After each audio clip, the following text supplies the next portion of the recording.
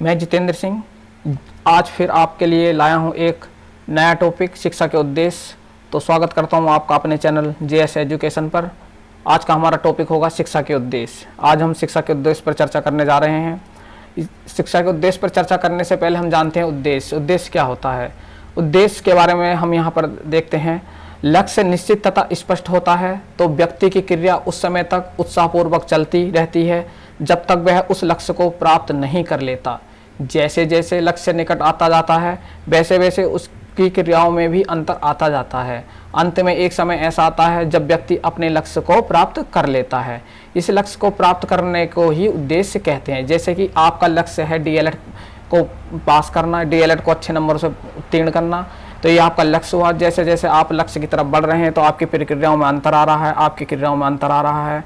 उन क्रियाओं में जो अंतर आ रहा है, जो आप उस लक्ष्य को प्राप्त करने के लिए जो भी आप रणनीति बना रहे हैं, वो क्या हुआ, आपका उद्देश्य हुआ। तो हमारा उद्देश्य क्या हुआ, DLED की परीक्षा पास करना। यानी किसी लक्ष्य को प्राप्त करने के लिए हमें कोई उद्देश्य बनाना होता है।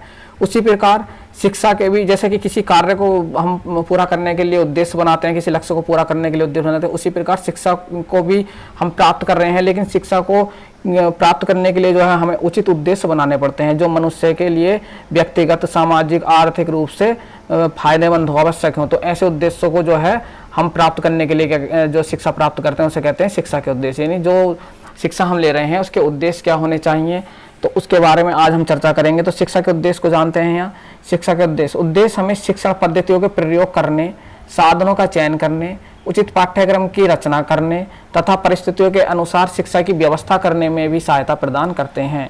इससे व्यक्ति तथा समाज दोनों विकास की ओर अग्रसर होते रहते हैं। जिस शिक्षा का कोई उद्देश्य नहीं होता वह व्यर्थ होती है। यानी किसी भी शिक्षा को हम अगर ग्रहण कर रहे हैं तो उसका कोई ना कोई उद्देश्य होता है, और उस शिक्षा का उद्देश्य होगा तो वो शिक्षण पद्धतियों को जो हम प्रयोग करेंगे उस शिक्षा को प्राप्त करने में उसमें फ़ायदा होगा हमें। उसके अलावा हमें साधनों का चयन करने में, उसका पाठ्यक्रम निर्धारित करने के लिए, सब चीज़ों के लिए जो है उद्देश्य जो है बहुत महत्वपूर्ण होते हैं। यदि किसी शिक्षा का कोई उद्देश्य नहीं होगा तो वो शिक्षा बेकार है। बिना उद्देश्य के कोई भी शिक्षा नहीं ली जाती। अगर आप DLED कर रहे हैं तो ये भी किसी न किसी उद्देश्य के लिए ही कर रहे हैं, क्योंकि आपका लक्ष्य है अध्यापक बनना। तो इस लक्ष्य को पूरा करने के लिए आपका उद्देश्य क्या है, DLED की परीक्षा को पास करना। तो कोई भी जो शिक्षा ले रहे हैं आप किसी न किसी उद्देश्य के लिए ले रहे हैं, तो उद्देश्य का होना शिक्षा में बहुत आवश्यक है। अब इन उद्देश्यों का जो स्वरूप होता है, उद्देश्यों का जो निर्माण होता है वो किस प्रकार होता है, यहाँ जानते हैं। शिक्षा के उद्देश्यों को विभिन्न स्वरूप होते हैं, लेकिन ये उद्देश्य देश, काल तथा परिस्थिति के अनुसार बदलते रहते हैं। यानी जैसा आपका देश है, यानी जहाँ जिस स्थान पर आप रहते हैं वहाँ का परिवेश है, काल यानी जो समय है, जो वर्तमान समय में क्या आवश्यकताएं हैं या वहाँ की क्या परिस्थितियाँ हैं, उनके अनुसार जो है शिक्षा के उद्देश्य बदलते रहते हैं। हर मतलब स्थान पर, हर जगह पर, हर समय पर जो है उद्देश्य जो है परिवर्तित होते रहते हैं। परिस्थितियों के अकॉर्डिंग उन उद्देश्यों में हम चेंजेस करते रहते हैं। इनका निर्धारण समय विशेष की आवश्यकता और शिक्षा की उपयोगिता के आधार पर होता है।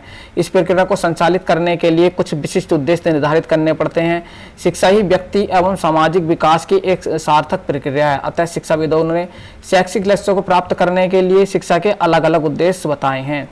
यानी कि जो समाज है और जो व्यक्ति है उसके जो विकास है, उसकी जो विकास की सतत प्रक्रिया है, जो सार्थक प्रक्रिया है, उसे आगे बढ़ाने के लिए जो है, जो कि समाज के जो बहुत सारे पक्ष होते हैं और व्यक्ति के भी बहुत सारे पक्ष होते हैं, तो इसके जो शिक्षा के हमारे जो उद्देश्य होंगे वो भी बहुत सारे होंगे, मतलब कि अलग अलग हो सकते हैं। तो उन्हें जो है, जो शिक्षा शास्त्रियों ने उनको जो है कुछ यहाँ पर 4 वर्गों में वर्गीकृत किया है कि उद्देश्य की दृष्टि से जो हम उन्हें 4 वर्गों में बांट सकते हैं। शिक्षा के उद्देश्य हमारे जो होते हैं, पहले होते हैं हमारे सामान्य उद्देश्य होते हैं, शिक्षा के हमारे विशिष्ट उद्देश्य होते हैं, शिक्षा के हमारे व्यक्तिगत उद्देश्य होते हैं और शिक्षा के हमारे सामाजिक उद्देश्य होते हैं। तो हमने इन उद्देश्यों को यहाँ पर 4 वर्गों में बांटा। अब यहाँ पर हम एक एक करके इन उद्देश्यों की चर्चा करेंगे। सबसे पहले लेंगे यहाँ पर हम सामान्य उद्देश्य।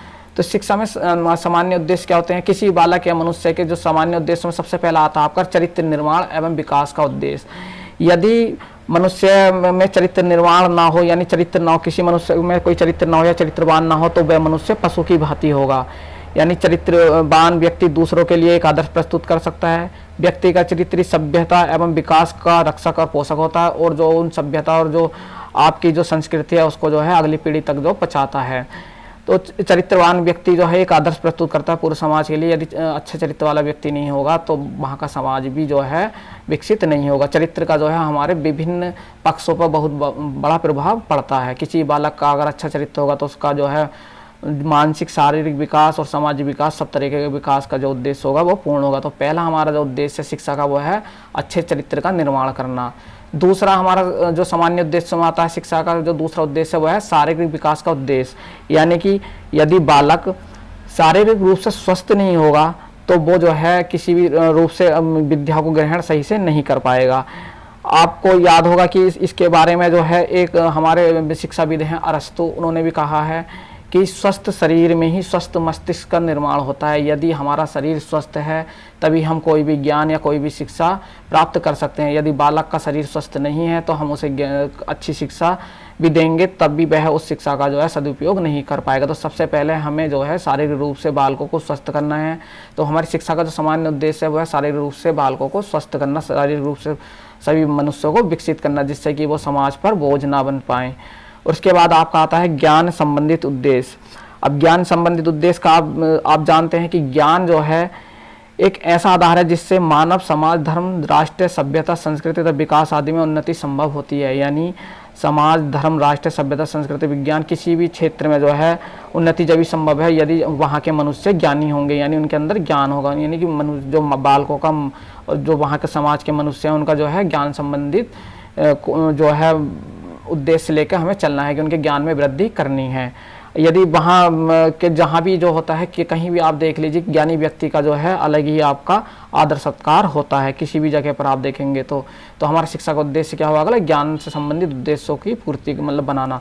और इससे अगला उद्देश्य क्या होता है शिक्षा का, जीवोपार्जन उद्देश्य। यानी जीविका का जो उपार्जन है, जीविका का मतलब होता है जो जीने के लिए हमें ज़रूरी चीज़ें, खाना, भोजन या हमें जो धन की आवश्यकता पड़ती है, जो हमारे जीवन में जो जीवन यापन करने के लिए जो आवश्यकताएं हैं जिन वस्तुओं की, उनकी जो पूर्ति के लिए जो है हमें ऐसी जो शिक्षा देनी चाहिए बच्चों को कि वो अपनी जीवन में जो जितनी भी उसकी समस्याएं हैं, जो भी उसकी ज़रूरतें हैं, उन ज़रूरतों को पूरा कर सके, यानी जीवोपार्जन कर सके, यानी अपने जीवन को चला सके।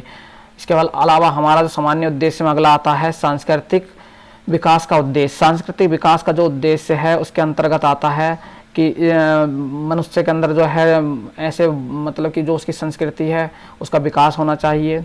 हमें ऐसी शिक्षा, हमारे शिक्षा के उद्देश्य ऐसे होने चाहिए कि जिससे कि उसका जो है ज्ञान, विश्वास, कला, नैतिकता, प्रथा तथा अन्य योग्यताओं आदि का आदतों को जो है मिलाकर वहाँ पर जो है उसका विकास करना चाहिए। कि जो सांस्कृतिक विकास है, सांस्कृतिक विकास में क्या आता है, हमारी जो प्राचीन परंपराएं हैं या जो हमारे जो वहाँ का कल्चर है, जो वहाँ का रहन सहन है या जो हमारा सामाजिक परिवेश है, तो उसका सबका जो है विकास करने के लिए क्या है, हमें जो है शिक्षा में जो है सांस्कृतिक विकास के उद्देश्य को शामिल करना चाहिए।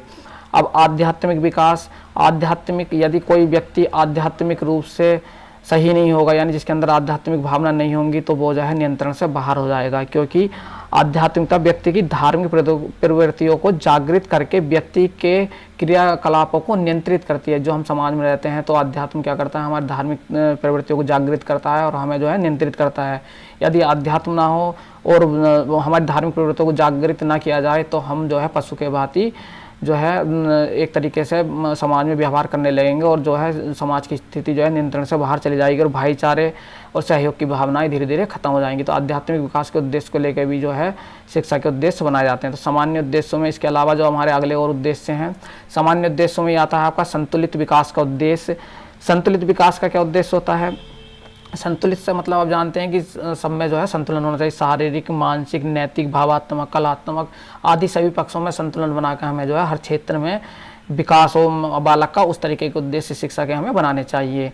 इससे अगला हमारा है पूर्णतमय का जीवन का उद्देश्य, यानी पूर्णतमय जीवन का उद्देश्य, यानी जीवन के अंदर जो है उसको जो है सब चीज़ों की जो है सुखी होना चाहिए, यानी वो जो मानसिक रूप से सुखी होना चाहिए, उसे जीवन जो है पूर्ण रूप से सुखमय तथा शांति में होना चाहिए। तो इसको प्राप्त कराने के लिए बालक को क्या है, हमें उस तरीके की शिक्षा के उद्देश्य हमें पहले से बनाने चाहिए। इस उद्देश्य के द्वारा बालक में सर्वांगीण विकास पर जोर दिया जाता है। तो इसके अलावा आपका आता है नागरिकता के उद्देश्य। नागरिकता के उद्देश्य को आप जानते हैं कि अच्छे नागरिक का निर्माण शिक्षा के द्वारा ही संभव है, ये आप जानते हैं। परंतु केवल नागरिकता में राष्ट्रीय भावना ही नहीं होती, वह जो है बच्चों में ऐसी भावना उत्पन्न करनी चाहिए कि वो पूरे संसार को अपना जो है परिवार समझे। इस तरीके की भावना को लेकर हमें शिक्षा के उद्देश्य बनाने चाहिए, जिससे कि हमारे नागरिकों में इस तरीके की भावना पैदा हो कि वो अपने राष्ट्र के साथ साथ पूरी दुनिया का जो है, पूरी दुनिया में जो है अपनी शांति और अपने जो है ज्ञान के लिए जाने जाएं। तो ऐसे नागरिकों के उद्देश्य के लिए जो है शिक्षा का उद्देश्य को निर्मित करना चाहिए। अनुकूलन तथा समायोजन का उद्देश्य, अब शिक्षा का ये उद्देश्य होना चाहिए कि वह कोई भी मनुष्य कहीं भी जाए तो वह जो है आसानी से उस किसी भी देश में, किसी भी राष्ट्र में, किसी भी समय पर, किसी भी परिस्थिति में अपने आप को समायोजित कर सके, किसी भी वातावरण में अनुकूलित कर सके, किसी मतलब उसे किसी भी समाज या कहीं भी नए वातावरण जाने में जो है समायोजन करने में, अनुकूलन करने में कोई परेशानी ना हो। ऐसी शिक्षा हमें बच्चे को देने चाहिए। आत्म अभिव्यक्ति का उद्देश्य, आत्म अभिव्यक्ति शिक्षा के इस उद्देश्य के द्वारा बालक को अपनी योग्यता के प्रदर्शन का अवसर प्राप्त होता है। शिक्षा के माध्यम से ही आदर्श प्रदर्शन संभव है। अतः शिक्षा द्वारा बालक का स्वाभाविक विकास होना चाहिए तथा उसकी जिज्ञासा एवं आत्मगौरव को प्रमुख स्थान देना चाहिए। तो आत्मव्यक्ति के उद्देश्य को भी हमें साथ में लेकर चलना चाहिए। इसके बाद जो आता है आपका आत्म अनुभूति का उद्देश्य आता है। आत्म अनुभूति के उद्देश्य के अंतर्गत क्या आता है? शिक्षा के इस उद्देश्य के द्वारा बालक अपने विषय में पूर्ण ज्ञान प्राप्त करता है और अपनी कमियों को कम करने के अपनी क्षमताओं को जो है विकसित करता है। तो ये और बालक जो है सर्वोत्तम गुणों का विकास करता है। इस प्रकार से जो है बालक के अंदर के जो है सर्वोत्तम गुणों का विकास होता है। इसके बाद आता है आपका अवकाश के उपयोग का सदुपयोग। अवकाश के उपयोग का सदुपयोग मतलब जो आपका जो अगला उद्देश्य है, यानी जब आप खाली समय हैं तो उसका जो है बच्चे को जो है सही उपयोग करना सिखाना चाहिए। ये भी एक शिक्षा का उद्देश्य होना चाहिए। यदि बच्चा खाली है तो उस समय पे बच्चे को रचनात्मक कार्यों का प्रशिक्षण देना चाहिए, जैसे कि संगीत, कला, नृत्य, चित्रकला इत्यादि में जो है उसकी रुचि पैदा करनी चाहिए कि वो खाली समय में अपना इस तरीके के जो है रुचियों पर ध्यान दे। तो ये जो हुए बच्चे के हुए सामान्य उद्देश्य, शिक्षा के किसी भी बालक के लिए सामान्य उद्देश्य जो हुए आपका पहला आपका हुआ चरित्र निर्माण में विकास का उद्देश्य, शारीरिक विकास का उद्देश्य, ज्ञान संबंधित उद्देश्य, जीवों का उपार्जन उद्देश्य, सांस्कृतिक विकास का उद्देश्य, आध्यात्मिक विकास का उद्देश्य और इसके अलावा जो है आपका संतुलित विकास का उद्देश्य, पूर्णतमय जीवन का उद्देश्य, नागरिकता का उद्देश्य, अनुकूलन अथवा समायोजन का उद्देश्य, आत्म अभिव्यक्ति का उद्देश्य, आत्म अनुभूति का उद्देश्य, अवकाश के उपयोग का मतलब अवकाश का जो है सदुपयोग, जो आपके खाली समय है उसका सदुपयोग करना, जो भी एक शिक्षा का सामान्य उद्देश्य में। इसके अलावा अब आते हैं आपके विशिष्ट उद्देश्य। सामान्य उद्देश्य के बाद विशिष्ट उद्देश्य क्या होंगे? विशिष्ट जैसे आप जानते हैं कि विशेष उद्देश्य, विशिष्ट उद्देश्य को सामान्य उद्देश्य की संज्ञा दी जाती है। इनका क्षेत्र तथा प्रकृति सीमित होता है। यही नहीं, इनका निर्माण भी किसी विशेष परिस्थिति तथा विशेष कारण को ही ध्यान में रखते हुए किया जाता है।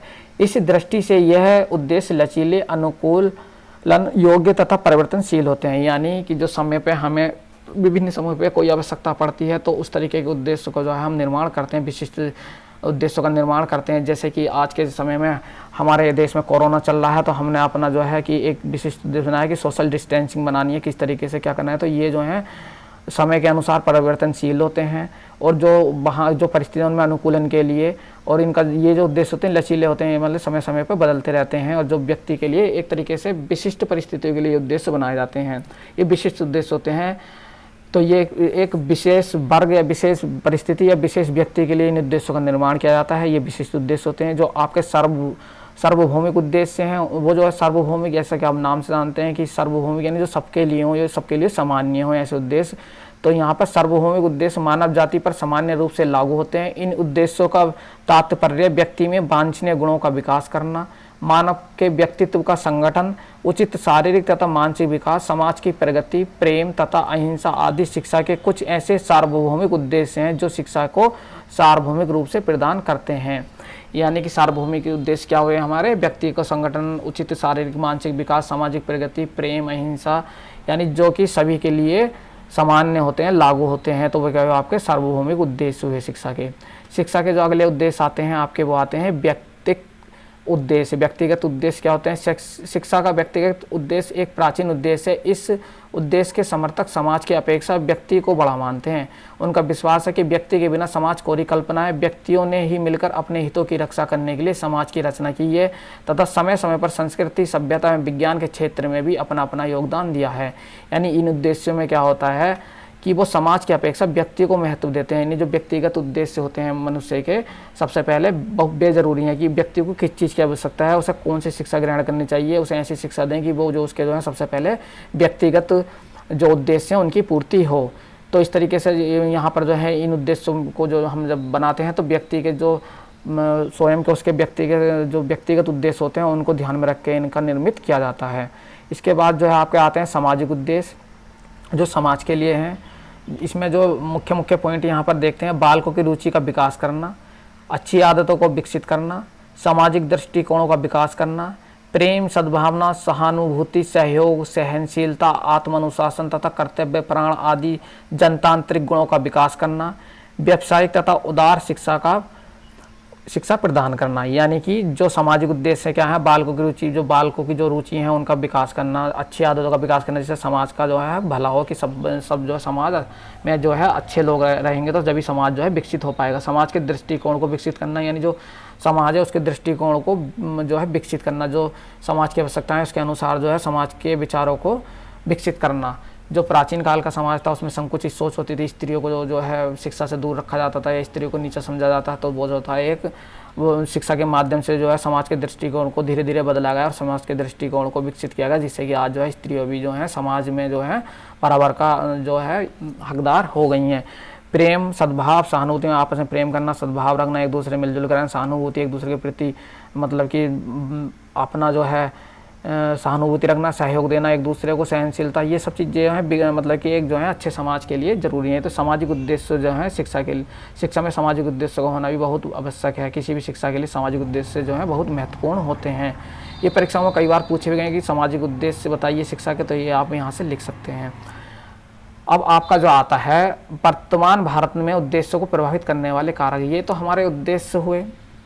जो उद्देश्य हैं सामाजिक उद्देश्य, व्यक्तिगत उद्देश्य, विशिष्ट उद्देश्य, सार्वभौमिक उद्देश्य, सामान्य उद्देश्य, ये सब उद्देश्य हमने चर्चा की। लेकिन इनको जो प्रभावित करते हैं उनके कारकों पर अब जो हम यहाँ पर नज़र डालेंगे कि उन उद्देश्यों को जो जकारक प्रभावित करते हैं वो कौन कौन से कारक हैं। सबसे पहला कारक आपका होता है दर्शन। दर्शन क्या होता है? दर्शन एक विचार होता है। दर्शन को हम विचार कह सकते हैं। जैसा हम सोचते हैं, जैसा हमारा विचार होता है, जैसा हमारा कोई ढंग होता है किसी कार्य को करने का, वो क्या होता है? दर्शन होता है। शिक्षा के उद्देश्य पर दर्शन का अधिक प्रभाव पड़ता है। प्रकृतिवादियों के अनुसार अभिव्यक्ति, व्यक्तित्व का विकास, संबद्ध क्रियाओं का निर्माण, प्रवृत्तियों का शोधन और मार्गीकरण और समन्वय तथा प्रगति की प्राप्ति की ही शिक्षा के उद्देश्य थे। परंतु आदर्शवाद के अनुसार आत्मानुभूति, चरित्र निर्माण तथा आध्यात्मिक व्यक्तित्व का विकास आदि शिक्षा के उद्देश्य थे। कहने का मतलब ये है कि जिस प्रकार का, जिस देश का दर्शन होगा, जिस समय का जैसा दर्शन होगा, उन दार्शनिकों का, उस समाज के जो बुद्धिजीवियों के दर्शन है, उस समाज का जो सोचने का नज़रिया है, विचार हैं, तो उन विचारों को जो है शिक्षा के उद्देश्यों पर प्रभाव पड़ता है। यानी विचार या दर्शन किसी भी समाज के, किसी भी देश के, वहाँ के शिक्षा के उद्देश्यों को प्रभावित करते हैं। यदि वहाँ के विचार अच्छे होंगे तो वहाँ के शिक्षा के उद्देश्य अच्छे होंगे, वहाँ के विचार कठोर होंगे, गलत होंगे, तो वहाँ की शिक्षा के उद्देश्य भी गलत होंगे। जैसे कि आपने देखा होगा कि आप मुस्लिम मतलब कि जो हमारे कुछ अरब कंट्री हैं, वहाँ पर जो कट्टरपंथी लोग हैं तो उनके विचार जो हैं मारकाट इत्यादि के तरीके के, तो उनकी शैक्षिक जो उद्देश्य हैं वो भी इसी तरीके के हैं कि वो जो हैं वहाँ के जो बच्चे हैं, वहाँ के जो युवा हैं वो उसी तरीके की प्रवृत्तियों में इन्वॉल्व रहते हैं। तो विचारों को जो है शिक्षा के उद्देश्यों पर काफ़ी प्रभाव पड़ता है। तो सबसे प्रमुख कारण हुआ आपका दर्शन। अब जीवन दर्शन, यानी जीने का जो हमारा दर्शन है, जीने का जो हमारा नज़रिया है, ढंग है, जो हमारे विचार हैं कि हमारा जीवन कैसा होना चाहिए, तो किसी भी समाज का जो है, समाज में रहने वाले व्यक्तियों के जीवन जीने के ढंग का भी शिक्षा के उद्देश्यों पर गहरा प्रभाव पड़ता है। अब गांधी जी के जीवन दर्शन का शिक्षा के उद्देश्यों पर प्रभाव स्पष्ट दिखाई देता है। लेकिन जैसे कि हमारे यहाँ के राजनेता हैं, नेता हैं, यहाँ के जो जैसे जिस प्रकार के उनके जो जीवन दर्शन होगा, तो उनके जीवन दर्शन का जो है हमारी शिक्षा के जो उद्देश्य हैं उनको जो है प्रभावित करेगा। हमारे जैसे महात्मा गांधी हैं, वो उनका जो है सत्य अहिंसा के मार्ग पर चलते, तो हमारी शिक्षा के जो उद्देश्य हैं वो भी इसी प्रकार के हमारे शिक्षा के उद्देश्यों में उन चीज़ों की झलक दिखाई पड़ती है। इसके बाद जो अगला महत्वपूर्ण कारक है वो राजनीतिक विचारधारा, यानी किसी भी देश की विचारधारा, जब वहाँ की राजनीतिक जैसी विचारधारा होगी, वहाँ की शिक्षा के उद्देश्य भी वैसे ही होंगे। जैसे कि हमारे देश की राजनीतिक विचारधारा है कि हम सारे संसार को अपना परिवार समझते हैं, तो हम किसी को नहीं सताते। लेकिन हमारे पड़ोसी देश है चीन, वो जो है वहाँ के राजनेताओं की विचारधारा है कि हमेशा दूसरे की भूमि को अधिग्रहण करना, दूसरे की भूमि पर कब्जा करना। तो इस तरीके के वहाँ की शिक्षा के उद्देश्यों में को वहाँ की राजनीति प्रभावित करती है। तो हर किसी देश की सरकार, वहाँ की राजनीति जो है उसके शिक्षा के उद्देश्यों को प्रभावित करने का जो है मुख्य कारक होती है। शासन करने वाली सरकार ही शिक्षा की व्यवस्था कार्यभार संभालती है, अतः वह अपने अनुरूप ही शिक्षा के ढांचे को गठित करती है। इस प्रकार शिक्षा के उद्देश्य पर तत्कालीन सरकार का प्रभाव भी पड़ता है। जैसे कि जो जिस समय सरकार चल रही है तो उस समय के जो शिक्षा के उद्देश्य होंगे, उस समय की सरकार के जो विचार होंगे, उसकी विचारधारा उनके उद्देश्यों में झलक जो है अलग ही दिखाई पड़ेगी। सामाजिक विचारधारा, जहाँ का जिस प्रकार का समाज होगा तो वहाँ के शिक्षा के उद्देश्यों पर भी उनकी विचारधारा की अलग ही छाप दिखाई देती है। समाज की दशाओं का शिक्षा के उद्देश्य पर पर्याप्त प्रभाव पड़ता है। भारतीय शिक्षा का उद्देश्य केवल समाज को शिक्षित करना था तथा उसके जीवन यापन के साधन जुटाना मात्र है। यानी हमारी जो विचारधारा है, हम क्या करते हैं कि हम अपने अभी भी अपनी हमारी जो विचारधारा समाज की वो है कि हम सिर्फ शिक्षित हो जाएं, हमारा समाज शिक्षित हो जाए और जो हमारा जीवन जो है सही से चल पाए, हम इसी उद्देश्य को लेकर शिक्षा ग्रहण करते हैं। जबकि जो विकसित कंट्रियाँ हैं, जो विकसित देश है, वहाँ पर जो है इन सब चीज़ों से लोग ऊपर उठ चुके हैं। वो जो है अपनी जो है अलग, उनकी वहाँ की विचारधारा अलग है, तो वहाँ के शिक्षा के उद्देश्य भी अलग होते हैं। तो समाज की किसी भी समाज की विचारधारा जो है समाज के जो है उद्देश्य को, जो शिक्षा के उद्देश्य हैं हमारे जो है उन्हें प्रभावित करती है।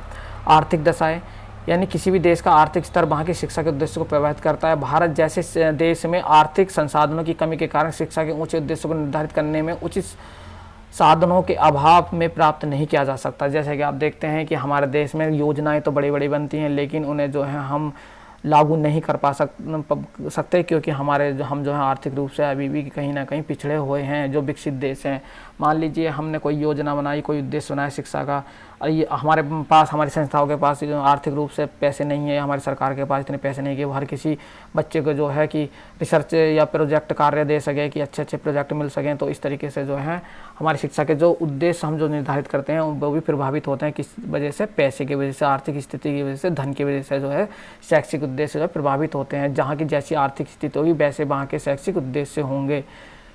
इसके बाद जो आपका अगला जो कारक है जो शिक्षा के उद्देश्य को प्रभावित करता हुआ है, तकनीकी उन्नति। यानी जो तकनीकी उन्नति है वो क्या है?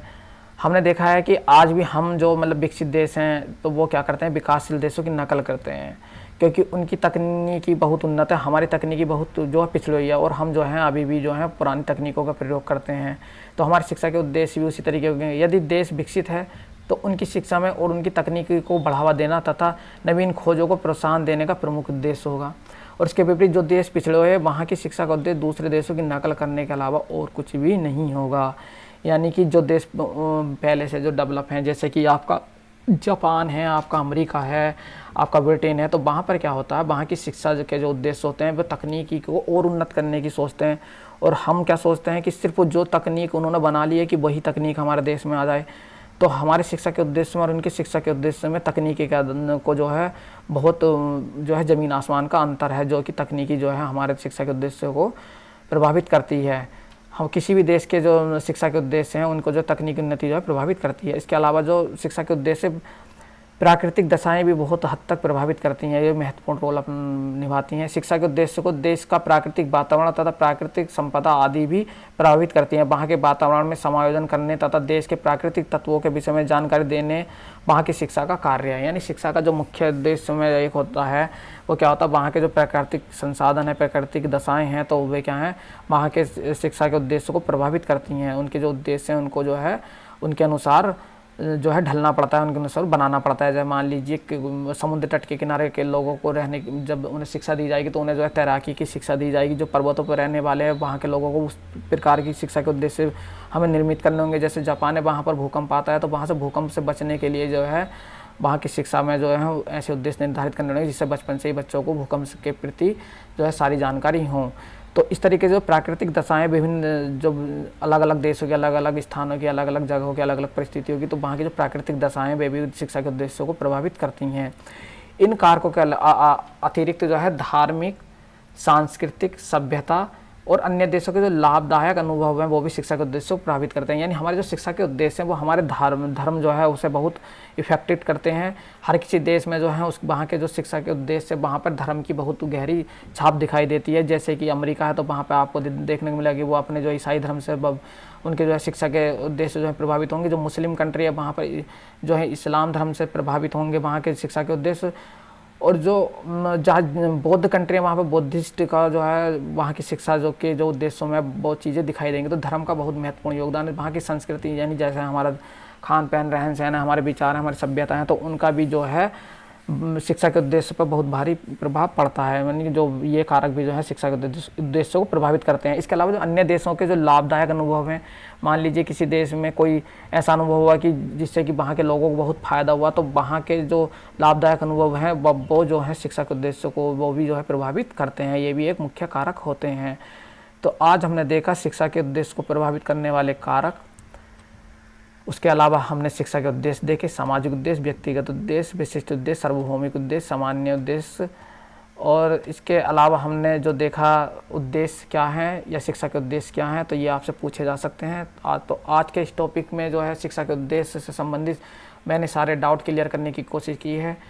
मैं आशा करता हूँ कि आपको ये वीडियो पसंद आई होगी। यदि आपको ये वीडियो पसंद आती है तो इसे आप लाइक कीजिए, शेयर कीजिए और हमारा उत्साह बढ़ाते रहिए।